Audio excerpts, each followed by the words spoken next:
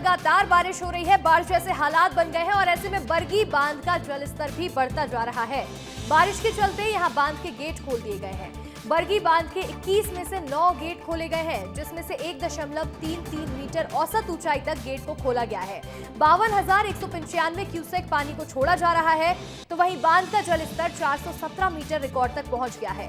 98,742 cusec पानी यहां से निकल रहा है, तो वहीं बांध का पूरा जल भराव स्तर 482 मीटर तक हो गया है।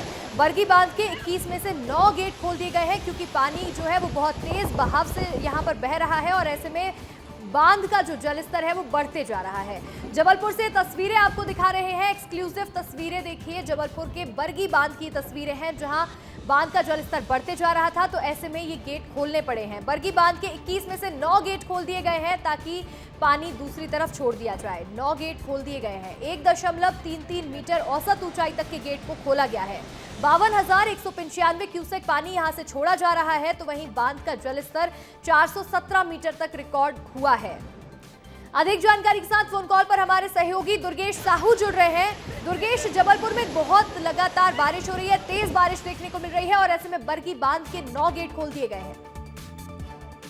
बिल्कुल ऋषिका, देखिए महाकौशल में ही लगातार बारिश हो रही है। पिछले हम तकरीबन 72 घंटों की बात करें तो जो खासकर जो बरगी बांध का कैचमेंट एरिया है, यानी कि मंडला और डिंडोरी जिलों में लगातार बारिश होने के चलते बरगी बांध में जल भराव तेजी से हुआ है। यही वजह है कि लंबे कई सालों बाद ऐसा मौका आ रहा है जब अगस्त महीने के पहले ही बरगी बांध के गेट खोलने पड़ रहे हैं और आज बरगी बांध प्रबंधन ने 21 में से 9 गेटों से पानी छोड़ना शुरू किया है और ये पानी लगातार जो है नर्मदा नदी में बढ़ेगा, जिसकी वजह से 24 घंटे पहले ही प्रशासन ने तमाम नर्मदा तटों को खाली करा लिया है, अलर्ट जारी कर दिया है। खासकर जो ग्रामीण क्षेत्र है वहां पर अलर्ट जारी किया है कि आप जो घाट के किनारे अगर आप रह रहे हैं तो उन्हें तत्काल खाली कर दें, क्योंकि बरगी बांध का जो पानी का असर होता है वो न केवल जबलपुर बल्कि यहाँ से नर्मदापुरम तक के जो नर्मदा घाट है वहां का जलस्तर तेजी से बढ़ता है। तो निश्चित तौर पर बरगी बांध का जो जलभराव है उसे नियंत्रित करने के लिए बरगी बांध के गेट खोले गए हैं और आगे चलकर अभी बांधों की जो गेटों की संख्या बढ़ाई जा सकती है, क्योंकि जो बारिश का अलर्ट है वो अभी जारी है।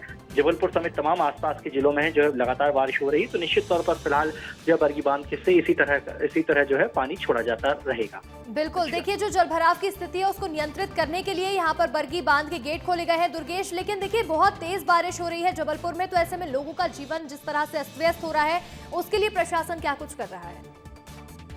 निश्चित तौर पर देखिए, अगर हम जबलपुर शहर में सड़कों की बात करें तो इस बार थोड़ा सा प्रशासन नगर निगम अलर्ट रहा और पहले से ही जो है नाले वगैरह साफ किए, तो इस बार शहर के अंदर बहुत जल भराव की स्थिति नहीं बन रही है। लेकिन हाँ, बहुत तेज बारिश भी नहीं हुई है, रिमझिम बारिश का दौर शहर के अंदर जारी है। बाकी अगर हम ग्रामीण क्षेत्र की बात करें तो देखिए बरगी बांध के चलते जो प्रशासन ने पहले ही अलर्ट जारी कर दिया है तमाम ग्रामीण क्षेत्रों को खाली कराने के लिए, वो खासकर जो नर्मदा तटों के किनारे हैं, क्योंकि जब नर्मदा नदी में पानी आता है तो तेजी से घाट जो है डूबते हैं, तो इस वजह से जो है अलर्ट जारी किया है। बहरहाल प्रशासन पूरी तरीके से अलर्ट है, जो खतरनाक जगह होती है वहां पर गोताखोर वगैरह तैनात किए गए हैं और आगे चलकर अभी इस तरह की कार्रवाई देखी जाएगी।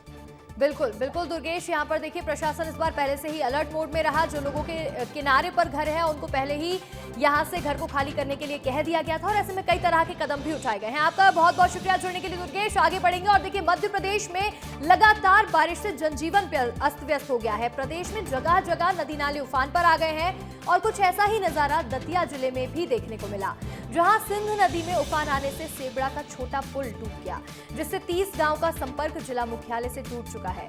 हालांकि प्रशासन ने सिंध नदी पर बैरिकेडिंग करके आवागमन पूरी तरह से रोक दिया है, लेकिन पुल के डूबने से व्यापार पर भी असर पड़ेगा, क्योंकि अब माल और आवश्यक सामग्री की ढुलाई नहीं हो पाएगी।